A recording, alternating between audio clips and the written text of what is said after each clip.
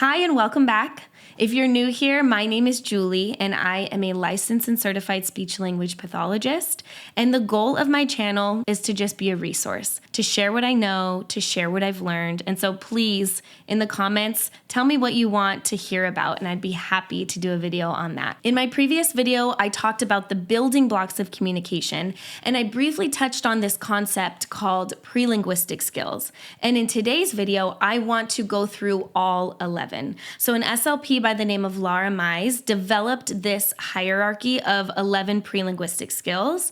In the description of this video, I will link her website, Teach Me to Talk, along with more information on each skill so you can get a better idea of how to work on it if you determine that your child needs more work on one or more of these skills. There are actually 11, and so I really want in today's video just to go over all 11 because they're that important. Anytime I have a student with an expressive language goal or a communication goal to say 1 to 2 words or 3 to 4 words, and the focus is on getting them to speak. If they're having difficulty achieving that goal or they're making slow progress, I often will go back and look at these pre-linguistic skills. Are they attending? Are they responding? Are they sharing in interactions, right? Are they paying attention? Are they focusing long enough to even get the information that's required to learn a word, to understand it, and then to say it and use it correctly? Skill number 1, responding to the environment.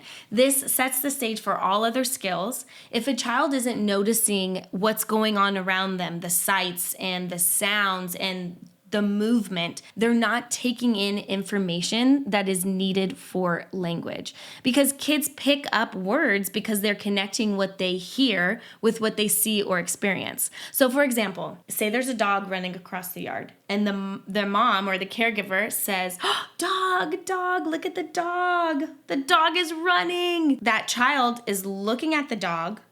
The mom's pointing at the dog, they're hearing the word dog, and they're connecting, I think that's a dog. I think that creature that's running is a dog. So enough of these experiences, they start to really learn, that's a dog, that's a bird. That's how they learn words. Every single word, they have that experience where they're connecting what they're hearing with what they're seeing and what they're experiencing. Skill number 2 is responding to people. So they notice and react when someone is attempting to engage with them. This could look like leaning in close, looking at someone and smiling. Communication is very social, so this is the first sign that they are engaging. Skill number 3 is turn taking, nonverbal turn taking. So passing a ball back and forth. Facial expressions, you smile, they smile, you pout, they pout, you laugh, they laugh. Anything that builds that rhythm of my turn, your turn, because that's the same pattern that conversations follow. Skill number 4, developing a longer attention span. So a rule of thumb is that if you double your child's age, it equals the minutes they can focus. How cool is that? I'm going to say it again. If you double your child's age, that equals the amount of minutes that they should be able to focus on one task or one activity. So a 2-year-old, we would expect them to be able to focus for at least 4 minutes, specifically 4 to 6 minutes. And for a 4-year-old, we would expect them to be able to focus for at least 8 minutes, or a range of 8 to 12 minutes. And so longer attention means more learning opportunities. So they have to be able to stay in the group, stay in the activity to be able to play and then learn, because children learn through play. And skill number 5 is joint attention. This is sharing focus on the same thing with someone else. Some examples of this are you're both looking at the same book, or an airplane's flying by and you're pointing at it and you're both looking at it fly by. If they're not looking at the same thing that you're looking at, they're not going to learn that word that you're modeling for them. So if they're looking at a kid bouncing a basketball while you're talking about the dog, they're not going to learn the word dog or ball. Or if anything, they might look at the dog and think it's a ball. Joint attention is key for learning words. You're both focusing on the same thing, and then you can give a model for what that thing is. You can tell them the word for the object that you're looking at. Skill number 6, playing with a variety of toys. Play is how kids learn. And when they're playing with different toys, they develop different thinking and problem-solving skills. They have different opportunities with different toys. Imagine a child really only plays with a ball and they can bounce the ball. What can you can do things. You can bounce it, you can roll it, you can pass it, you can throw it, you can catch it, right? These are all the action words that go with it. But if you're also playing in a toy kitchen with different food and cup, you're now exposed to even more words and play scenarios. So, oh, please give me more milk. Oh, thank you.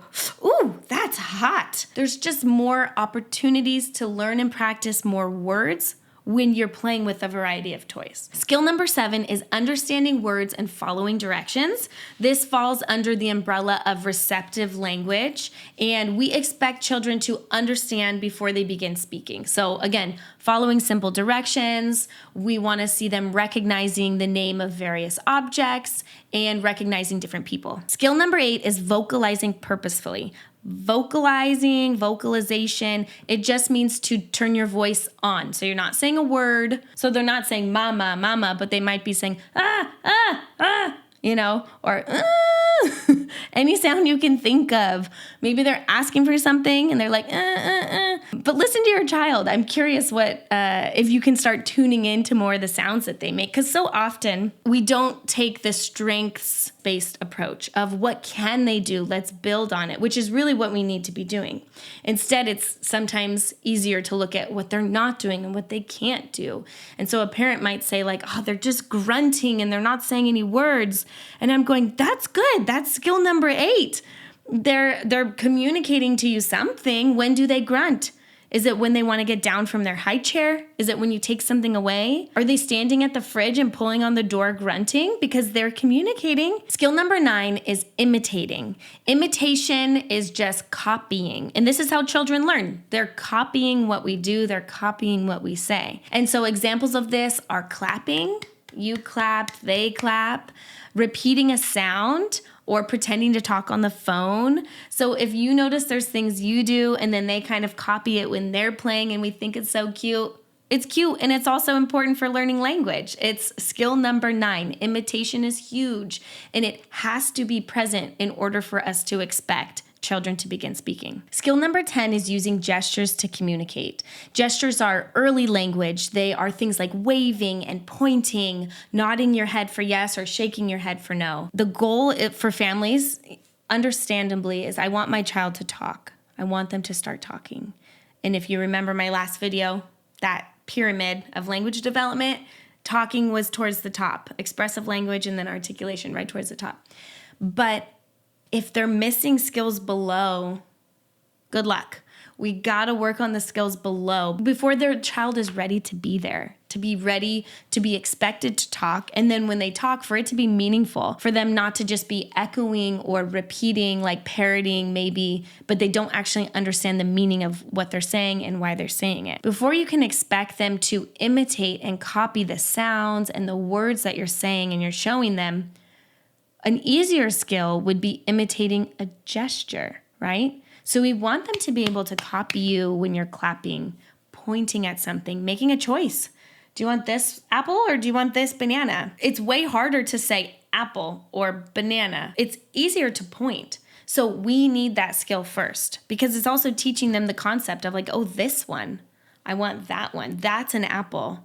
That's a banana. We also expect 16 gestures by 16 months. So just to give you a little bit idea of the variety and amount of gestures that we expect children to be doing before they even turn 2 years old. So that's skill number 10. And finally, skill number 11, initiation.